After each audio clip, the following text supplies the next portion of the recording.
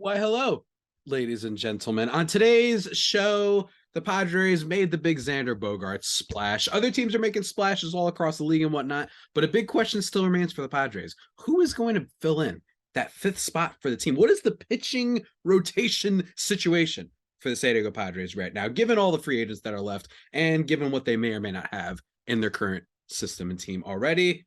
Got a lot to talk about, folks. So without further ado, let's get to it.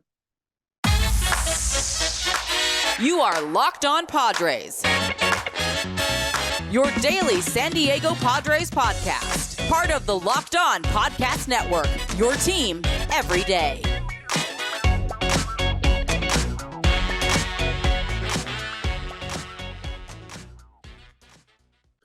Greetings, ladies and gentlemen, and welcome to another edition of the Locked On Padres podcast, which is part of the Locked On Podcast Network, your team every day for Monday, December 12th. As always, I'm your host with sometimes, occasionally, but certainly not always the most, Javier Reyes.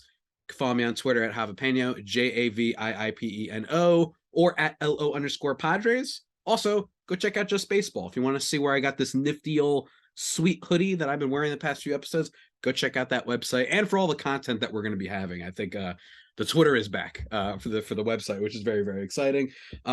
You can find some of my writing there, especially towards the end of the year as we kind of look back on 2022 as a whole. But for today's episode, ladies and gentlemen, we're not talking about Just Baseball. Obviously, we're not. And we're not even talking about best moments of the year for the Padres. That's for the end of the year. That's going to be a little treat. Instead, today I want to talk about pitching. I want to talk about the Padres pitching situation, their rotation, and what kind of free agents are out there. Because this year, there's still some pitchers left. We've had some really major signings with Jacob deGrom going to the Rangers, right? That was probably the most blockbuster one that happened. You had Justin Verlander obviously going to the Mets. What's his name? Clayton Kershaw went back to the Dodgers. Tyler Anderson went to the Angels on a 3-year deal. There's been some signings here and there. But we've got a pitching situation in San Diego, and that is because right now, as it currently stands, Padres don't have too much of a fifth starter right now. And by too much, I mean basically none at all, which is kind of the big question for the team. And considering that they had just signed Xander Bogaerts, a signing that was extremely fun, might I add, the big thing that the Padres probably are going to turn their attention to is pitching. And I thought it felt worthy to talk about it because over the weekend, Kodai Senga, hopefully I'm saying that name correctly, signed with the New York Mets for a fairly team-friendly contract. And it was interesting because that was one of the players that reportedly the Padres are interested in. Granted, every team in baseball seems like they were interested in him. I imagine it's one, the talent, and two, players coming over from Japan tend to not necessarily garner immediately the giant megalodon contracts that other guys like your Aaron Judges tend to get, for obvious reasons, that Japan isn't necessarily on the same level of Major League Baseball, at least not yet. And a lot of Padres fans, obviously, of course, wanted that. And my reaction to that is that would have been a great deal, I think, for any team. The 5 years, $70 million that he got reportedly, that would have been great for any team. Don't get me wrong. But there are still some really interesting options out there. Before we talk about that, though, the Padres currently have in their rotation, just as a little refresher, they've got Mr. Cotton Eye Joe Musgrove, who broke the record recently for throwing in the North Pole. I don't know what the heck it was. I didn't read the full article. I'm going to be totally transparent about that, but I saw him break some record. It sounds about right. You know what I mean? That's just Joe Musgrove things, making history, whether it be the first no-hitter in franchise history or it be throwing ice in the snow or whatever the heck he was up to.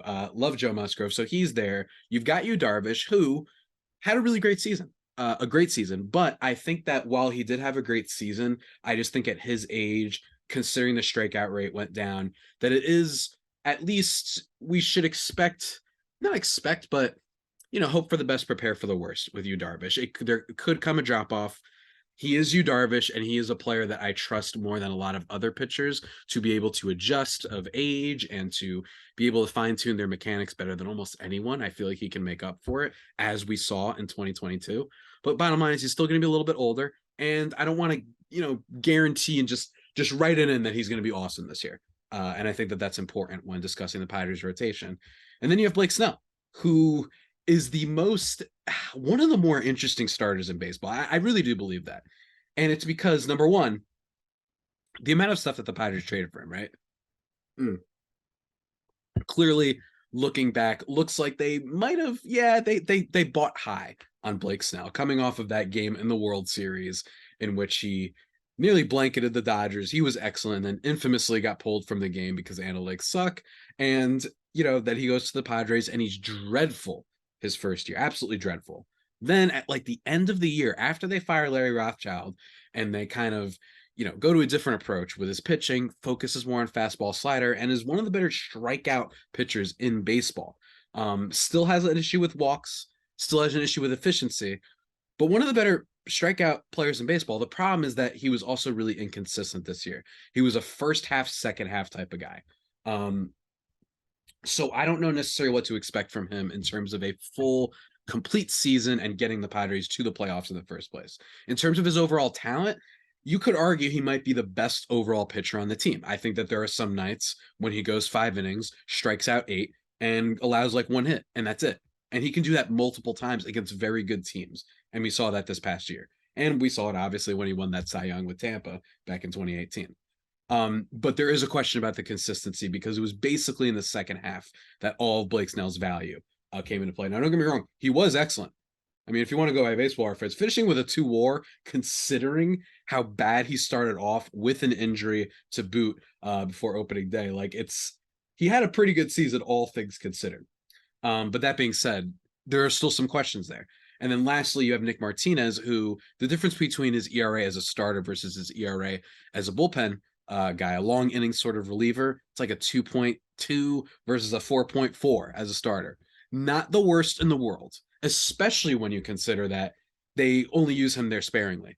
And I think that that's the interesting thing about the Padres situation right now. With Martinez, I don't know if having him as a starter is their number one goal, right? I think that they like to have him as a starter just in case someone else misses, right? If someone else gets hurt, that he's like this weird Swiss Army man type of relief pitcher. And there aren't many of those in baseball. A guy who we've seen pitch as a starter quite frequently and still can, a guy who can be the closer, although I don't necessarily love him in that role because he's not necessarily a wipe you away type of guy. Kind of nips the corners, uses his changeup a little bit more. And then you've got him sometimes doing multiple innings, right? You saw what he did in the playoffs. I kind of like that he's ready for any situation. It's really, really a nice signing for the Padres, I think, assuming that he doesn't regress and some of his expected stats don't come back to bite him, right? But it's really going to be tricky. I don't know exactly where the Padres are going to go, but yeah, I mean, I'm just looking at like right now the difference between Blake Snell in the first half and the second half, and it's pretty wild. 5.22 ERA in the first half of this past season for Blake Snell, 2.9 or 2.19 in the second half. Just absolutely wild. I don't know what's going on there. Hopefully he figures it out. So the question is, who fills out that last spot? The first name everyone's going to bring up is Carlos Rodon, currently still the number 1 overall free agent available. And I've heard things all over the place. I've heard this guy's getting a contract with a 2 in front of it, which seems positively wild. It is a wild gamble on a guy who has had his fair concerns of health, right? He's been very injured and out. Even his breakout season in 2021 kind of got cut short because he got really hurt. In 2022, he was awesome for the Giants.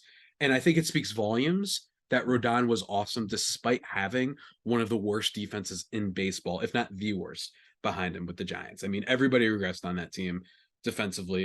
It was bad, right? So I have no doubt about his talent. None.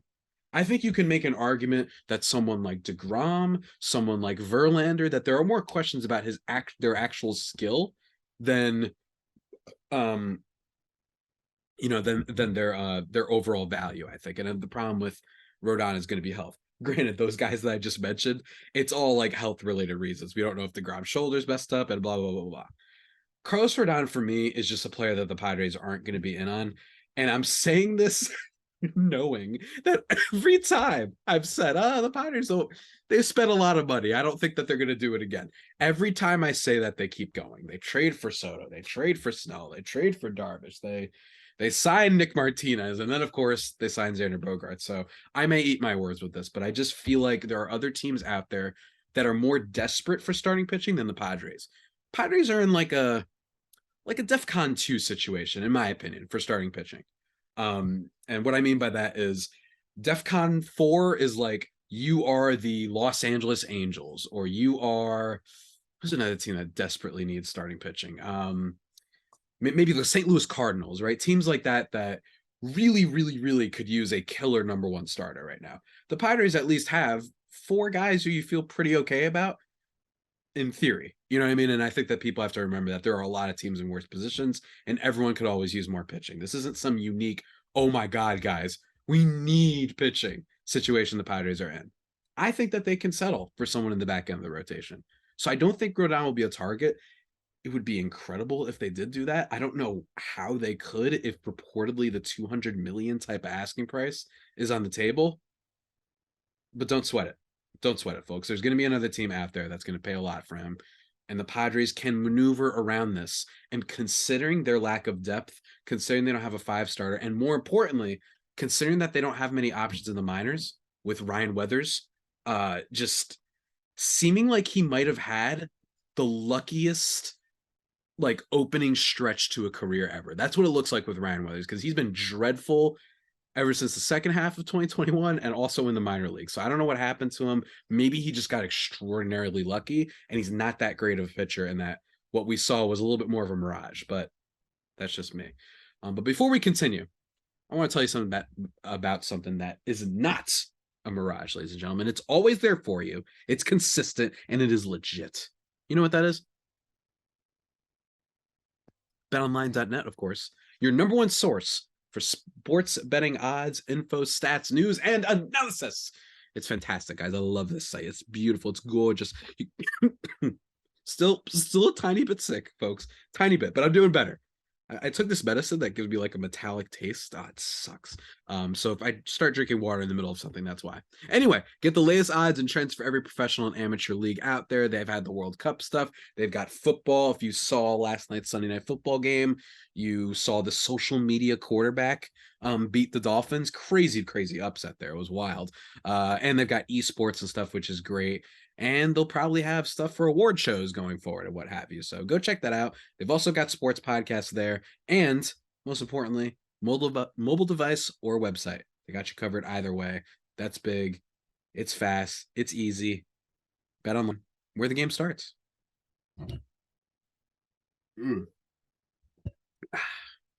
Man, really good, really good, really good. So as I was saying, ladies and gentlemen, the Padres, I mentioned that, look, they need more depth in their rotation. I do not think that they need a lights out number one starter.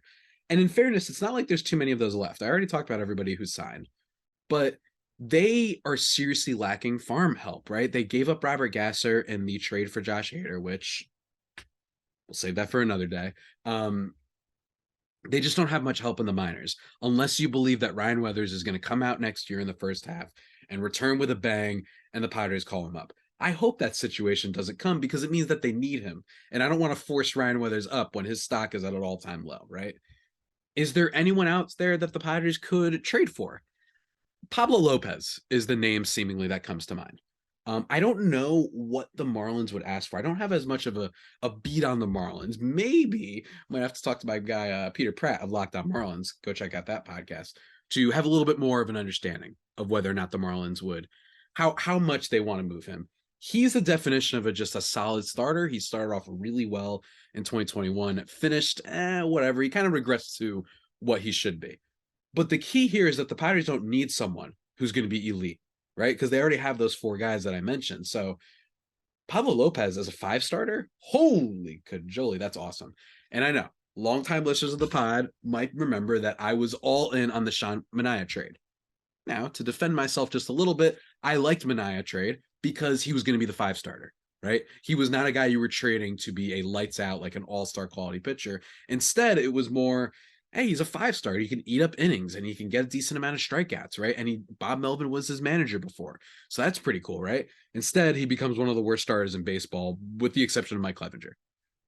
For the record, Sean Manaea is still out there for free agents. He is. And I think that that's a really interesting choice if the Padres were to go in that direction. If they just want to sign someone for cheap and then maybe get another pitcher, right? That way you can move Nick Martinez to the bullpen, use him there more. I wouldn't mind that. Some other names that I think that are very interesting are Wade Miley. Wade Miley is just, that dude has been in the league forever. Wade Miley, that's what it feels like anyway. He's 36, but what I like about Wade Miley is just in general, he is consistent. And I actually think he's a little bit slightly undervalued. He had a really good season with the Reds and then moved to the Cubs. It was not so great.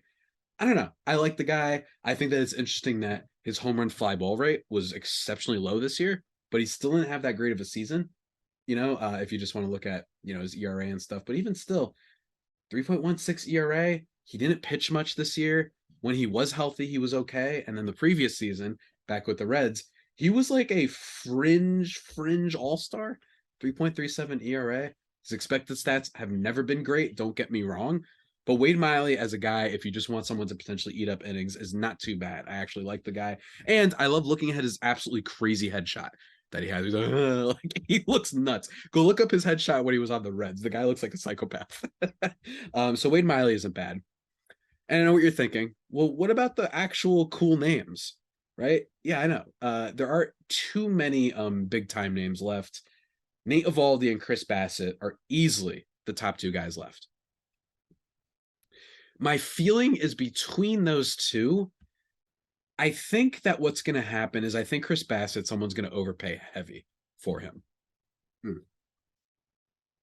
I think that could be the Red Sox. Red Sox are a team that desperately needs some starting pitching. Bassitt has looked brilliant at times, getting a lot of strikeouts. I know that he wasn't great in the playoffs. I know that in big games he has tended to disappear a little bit, but not bad. 34 years old.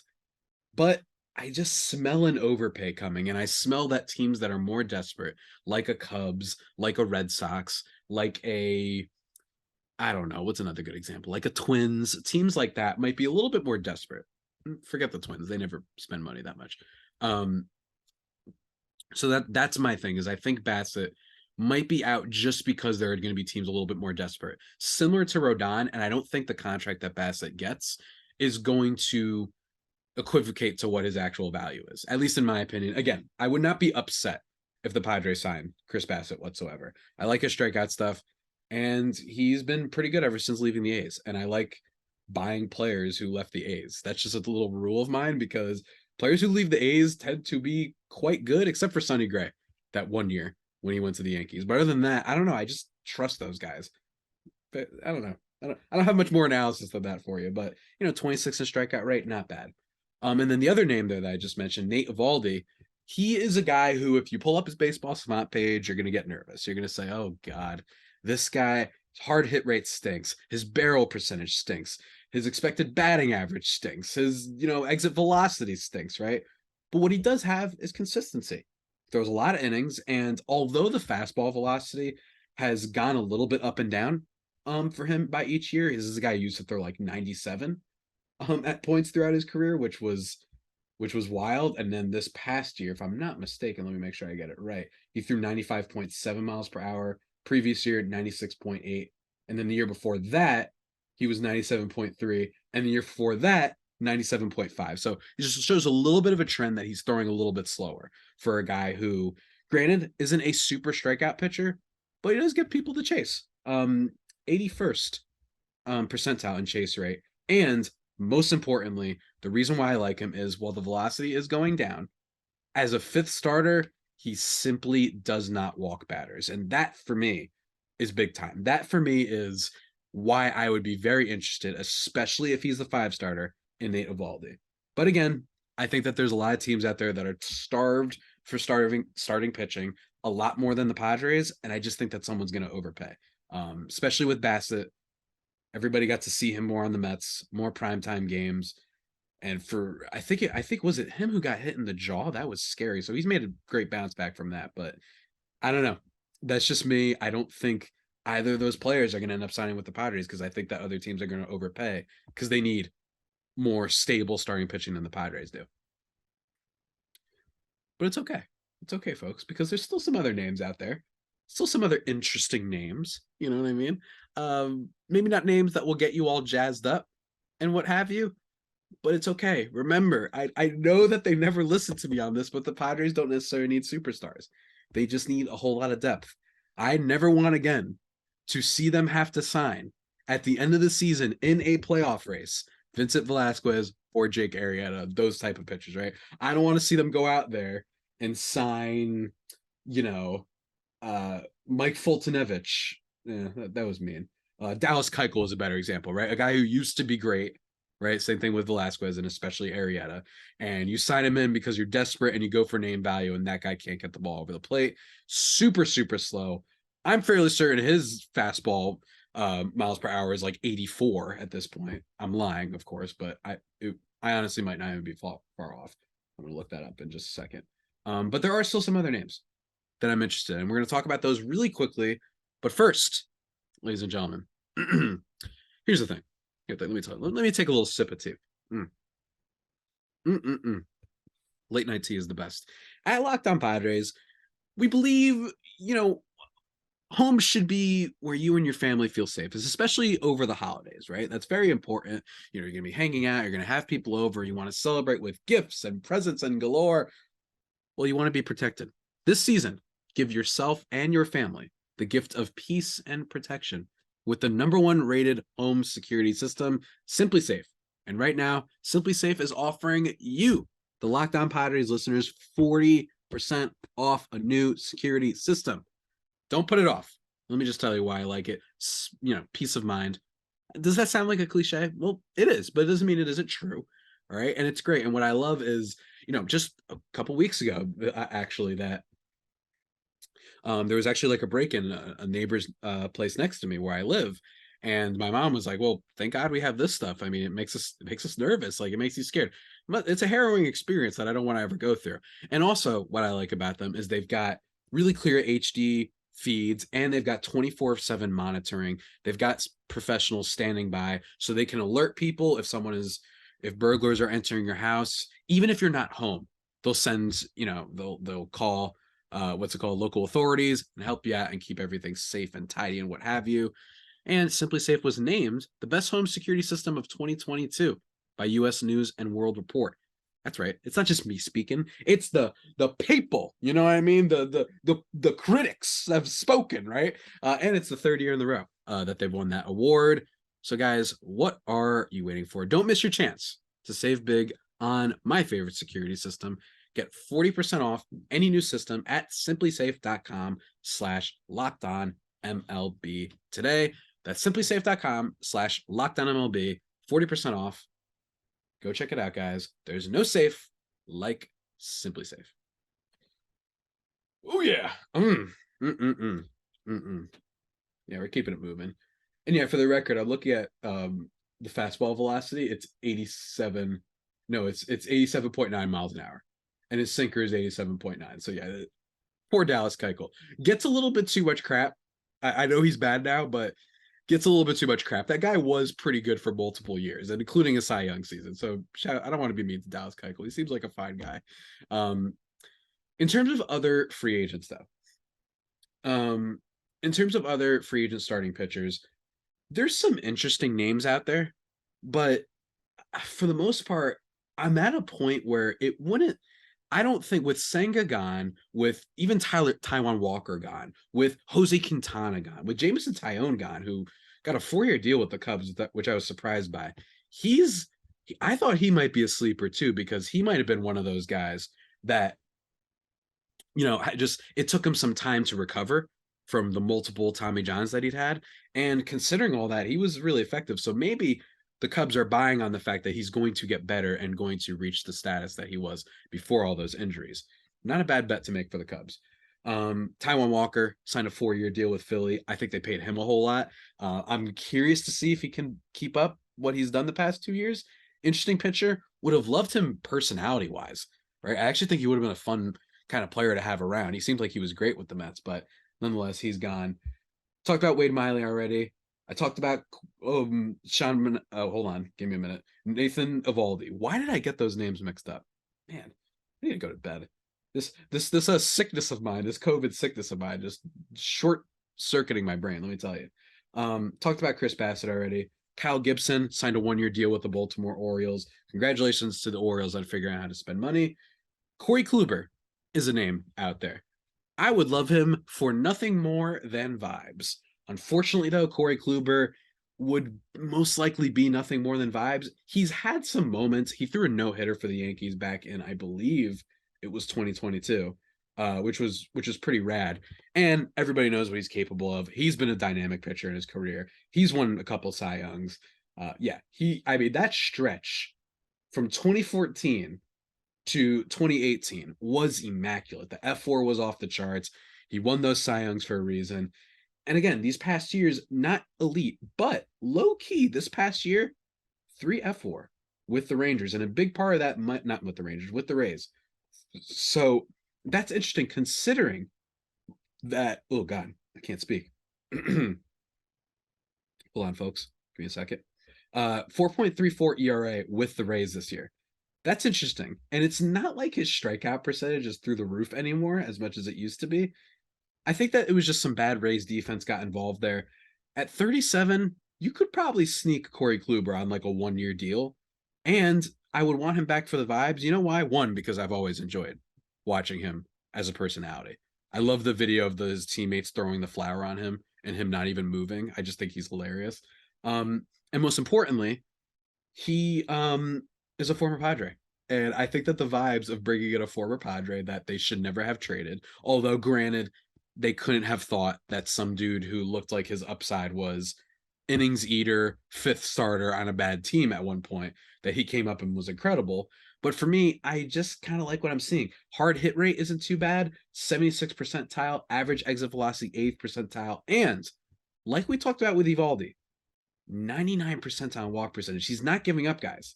Yes, the velocity has dropped. Yes, he's not striking out guys as much as he used to, but he's getting guys to chase and has a good walk rate. I feel like Kluber is just a more discount version of Nate Eovaldi because of the age and because of the injury history. I think Kluber would make a fine get for the Padres, especially if they can make another move and get another starting pitcher maybe that has a little bit more depth, right? That way Mick Martinez, like I said, can maybe head to the bullpen in that role and what have you. That's what I would prefer. But for me, I don't know. Seems like a smart pitcher. Would not mind a 1-year deal for Nate Eovaldi. And I think a very smart team, not Nate Eovaldi, Corey Kluber. And I think a very smart team is going to do that because I think they're going to look at, I'm telling you, I just think that Eovaldi, I think they're the same thing. It's just that Eovaldi is younger, which counts for something. But, you know, you've got Rich Hill out there, another perpetually injured pitcher that when he's on there, he's pretty effective. You got Ross Stripling, Zach Greinke, but don't get too excited. It's not that Zach Greinke. Would be great for vibes, though. Love that dude. I don't know if you guys saw the athletic story that was run a few months back about Zach Greinke, like the funny stories they have about him, but he's a blast. Like he's absolutely a blast. Go check that story out. It's a great piece of reporting. So Greinke would be great vibes. Andrew Heaney, that would have been a really interesting signing for the Padres, but unfortunately, 2-year deal with the Rangers. Ever since that dude left the Yankees, and it sounded like it looked like he was having the worst time of his life. Went to the Dodgers, it was very effective. So I think that was a smart signing there. You've got Michael Wacha. God, Michael Wacha. He is the perpetual wait, if he just does this right, if he just does this right, if this just bounces this way type of pitcher. He is going to have an awesome season somewhere. I just don't know where. Michael Wacha. I don't know where. I don't know if it'll be in like 3 years because believe it or not, he's still only 30 years old, which is not old at all in the context of things. So I don't know. Could it be with the Padres? Sure. Maybe new Ruben Niebla can work some magic. He could stay a little healthy. But I don't know. Michael Wacha just feels like he's going to be really frustrating as a player, even if he's not that bad. I just don't trust him. And I don't trust that his 3.32 ERA, which is the lowest that he had this past season with Boston since, let's see here, I believe it was 2015. Or no, hold on, 2018. My apologies. That's his lowest ERA. After that, he's had a 4.7, he's had a 6.6, and a 5. I just don't trust it. heading into a free agency period, I don't want to deal with Michael Wacha. I'm telling you, he will have a really great, fun season for a team that needs it. I just don't know when it's coming. And I hate betting on guys like that. Mike Minor, Jordan Lyles, Drew Smiley, another one of those. I'm telling you, that guy's talented, man. He's like the hipster sleeper pick. People who eat and breathe baseball love saying, "Oh, Drew Smiley, he's not that bad. He's pretty good." You know, everybody loves doing that with Drew Smiley. That I swear just never comes to fruition. That being said, though, only 33 and not nearly as awful as some other, as Michael Wacha's downside has been. So that would be an interesting name. And that's kind of it. I mean, there's some other names, obviously. Eric Feed, Joe Ross, Michael Lorenzen, Ryan Yarbrough, Michael Pineda, who's a name for those who remember the infamous Pine Tar incident. Aaron Sanchez, Carlos Martinez, who's only 30 years old. Old buddy Zach Davies. Vibes on him are atrocious for a bunch of reasons that we don't have to talk about here. Chase Anderson, who full disclosure, I thought Chase Anderson was going to be amazing. I really did. I thought he was going to be awesome back when he was with Milwaukee. Chad Kuhl, already talked about Dallas Keuchel. One interesting free agent is Noah Syndergaard.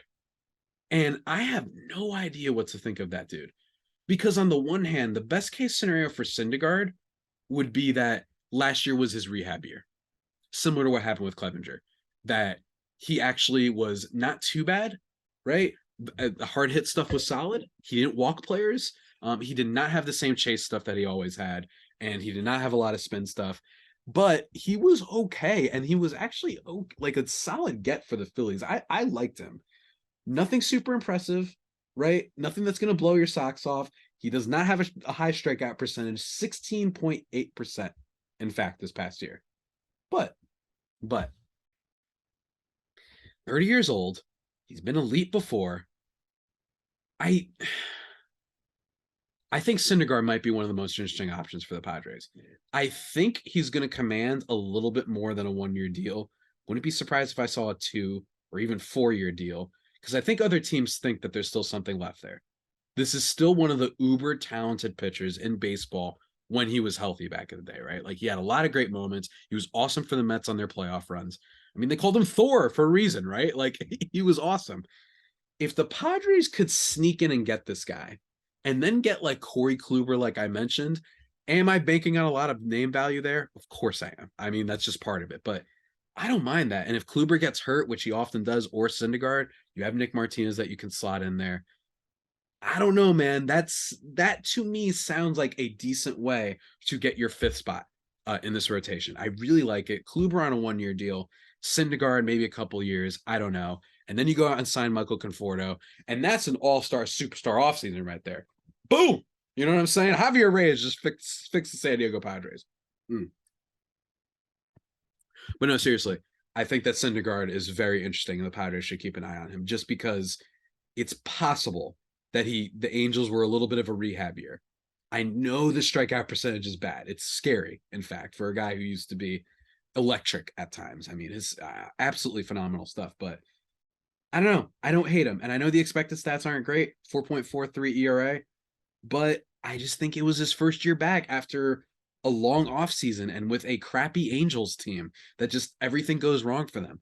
I like betting on guys like that. So out of all the people we've talked about today, I think Corey Kluber and Noah Syndergaard are my favorite pitchers that are currently still remaining in free agency. I would have loved a Jose Quintana or your Taijuan Walkers. Obviously, a DeGrom I'd take a flyer on. I don't care if his shoulder's messed up. You know, obviously players like that, Senga, all these people. But I really do think that those are in the price range, and especially if we want the Padres to do more things, maybe add another bullpen arm, or you add someone at first base if they want to. I don't think they're going to do that, but I just like keeping the options open. I think those two guys could be great. And not to mention, what if they could be dudes who maybe if they don't work out as starters, I would love to see how they work in the bullpen. In fact, especially Syndergaard. Maybe that's what his destiny could be. Maybe he could be a lights out bullpen pitcher. I don't know. There's still value in that. I don't trust some of those other guys. I think Eovaldi's going to get overpaid. I think Chris Bassitt's going to get overpaid. I think that Michael Wacha isn't any good, right? Like that's my kind of vibe that I'm heading into this offseason. So bookmark it, tweet it back at me. My personal picks right now for the Padres for starting pitcher to fill out that spot. are Noah Syndergaard and Corey Kluber. That I could be dead wrong. I could be.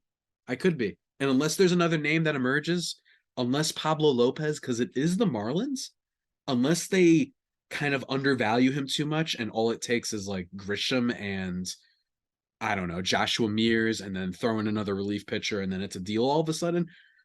I wouldn't mind that. I might not even mind a Jackson Merrill trade in that case. You know what I mean? I might not. I'm not thrilled to trade him. The only prospect I refuse to trade, though, is Luis Campusano. Don't do it, Preller. I don't care who you get. Okay, that's not true. If you got a superstar, that'd be great. But that's my thing. And reportedly, we're going to talk about this probably at another time, but reportedly, the Brian Reynolds asking price is way too much. I don't know what the Pirates are doing there. I do know what they're doing. They're probably being smart, but it's just what is going on? Like, figure it out, Pittsburgh, because this guy's been in trade rumors for like 2.5 years now. All right, ladies and gentlemen, those are my thoughts on the Padres starting pitching situation and who I think could potentially fit well in that last spot. But now that this episode's going out, they're going to sign Carlos Rodon to an 8-year, $250 million deal because I'm an idiot and know nothing about the sage of the six paths that is AJ Preller. But yeah, that about does it, ladies and gentlemen, for today's edition of the Locked On Padres podcast, the only pod that may be better than the Padres themselves. Might do some crossovers in the coming days, maybe with Locked On Marlins, maybe with somebody else. Going to continue player reviews this week, finally, assuming we don't get another crazy announcement. But yeah, going to be recapping stuff, talking all things Padres. It's going to be a blast, and I hope you join this whole road for me. Join this path, this journey with me. It's been a lot of fun. And feel free to send me messages on Twitter. Any questions, I would love to answer them on the show. I'm going to start doing, putting out more mailbag requests and whatnot. I would love to answer all your guys' questions. Go subscribe to the YouTube as well. Yeah. And send me questions about anything. Comics. I've been reading a crap ton of comics lately. Would love, trust me. Ask my friends. I would love to talk about comics. I love that. But anyway, guys, with that all being said, stay safe and, of course, stay faithful, my Fire Faithful homies, and take care.